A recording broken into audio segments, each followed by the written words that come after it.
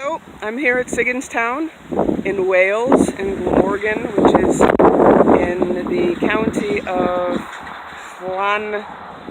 Llantwit, I believe, or Llantwit in English. And as you can see the little sign behind me, that's Sigginstone, otherwise known as Welsh is Sigin. And it would have looked very similar to Sigginstown in Ireland, I think. They would have been very familiar here. There's a lot of flat land. Let's see if I can switch the camera instead of me. I've made a little pilgrimage here. So this is the townland of Sigginstone in Wales, and it's very similar. We're near the sea. There's my car, my pilgrimage car, and you see lots of hedges, very similar to Ireland, Wexford. Some houses in the distance. I believe that the only thing here in Sigginstone is a Victoria Inn, which I tried to stay at last night, but could not. It was full, there was no room at the inn. So my Wexford neighbors would be familiar with this scenery, because it looks pretty much the same. Here are some friendly cows. Actually, I don't know if they're friendly. And there may be a brook somewhere in a field, so I won't go in. So let's talk a little bit about the history of the Sigginses and Sigginstown in Wales. By the 12th or 13th century, they're certainly here. However, there is not a lot of records of them. There's a Hugh Siggin who has been a juror in Llantwit Major, which is where I stayed, a lovely place just down the road a mile or two, next to the ocean, and also with a castle being renovated from a later period. And Hugh Siggin is there, and then there is a Griffith Grant who marries Griffith Grant of Sigginstown, and he marries a woman, Blanche Carn, and this is in the 1500s. So it's interesting that the Carns are still there. In fact, there's a restaurant near here with the name Carn on it. And Sigginstown seems to have been bereft of Sigginses by that point, because there is a reference in manuscripts and also in older notations that there are no longer Sigginses here. So it is my theory, only mine, that they upped and went over to Ireland, possibly at the call of their Norman English neighbors, because we're in an area of the map where there is a ton of relevance to South Wexford. So I think the Sigginses left here for the most part and were transplanted, not in a negative way, but perhaps voluntarily, to South Wexford. And then later on you see at least one of them coming back, because there's a gentleman, a Thomas Siggin, and he is at Cambridge doing a bachelor's degree in 1394, and he petitions to stay in England, although he's from Ireland at that point. So it's interesting, this whole history of the Sigginses and Sigginstown in Wales. Driving down the highways and byways of Sigginstown in Wales. Glamorgan, actually we're near Llantwit Major, can't get that. And you can see we've got narrow roads here.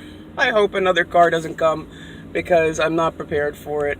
And as Gordon knows, I'm challenged enough driving. Oh, look at this. We have light at the end of the tunnel and a car. So what remains here in Sigginstown in Wales? This is lovely. And looks like it could be old, but it could be also a fairly new cottage. And it's sold. And we'll get out and check it all out. So this is, I believe, the little townland of Sigginstown. And you can see there's some lovely houses and cottages here, much like our neighbors in Sigginstown, Wexford, Ireland. Now, I'm not pronouncing it probably right, it's probably Sigginstone. The T-O-N is actually a Viking name for town, and the Welsh is Tre or Dre in modern script. So this is Sigginstone or Sigginstone.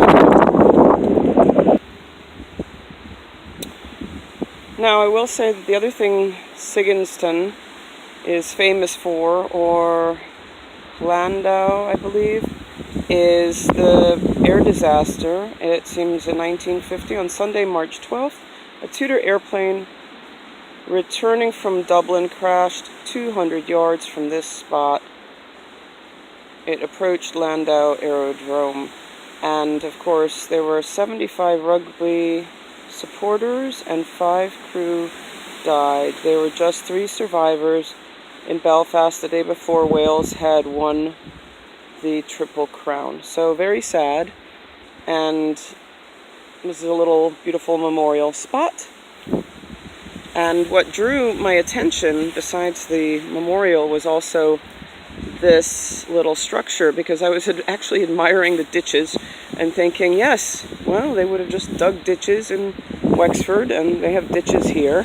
And in fact, this was a pump house, because here's a little pond, and I don't know what would have remained of this or how old this structure originally is, but it's called the pump house, and it's quite quaint.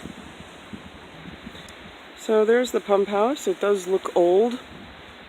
I can't say that it would be old enough for Sigginses to have been here, but you can see it's a lovely little town, and a little bit more compact than Sigginstown in Wexford. This is Cowbridge, a medieval market town very close to Sigginstown, like a mile and a half away, 2 miles. I'm entering through this lovely little gate, and there's this beautiful garden here. And I don't know if these are the medieval walls. There are medieval walls here. And you can see this wonderful garden. Maybe this is the Physic garden I have read about. And do not disturb the sleeping dragon. Gorgeous. So, these are the old hall walls and garden, and the history thereof.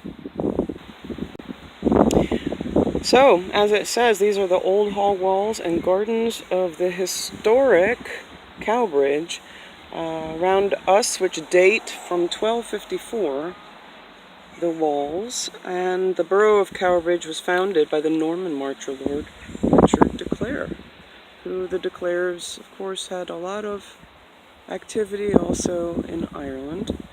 And let's see what else it says. High Street was originally a Roman road. No Romans that we know of in Ireland. Principal route through South Wales.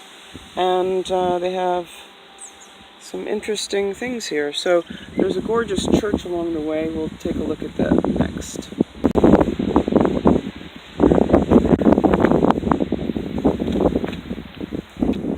So this is the Physic garden, and it is beautiful and lovely, attended by the inhabitants of Cowbridge. And these are beautiful splayed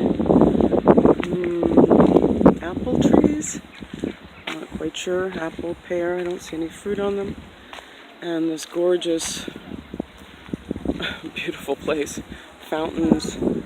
So, the Sigginses may have well come to Cowbridge for market, and it's been going for a long time.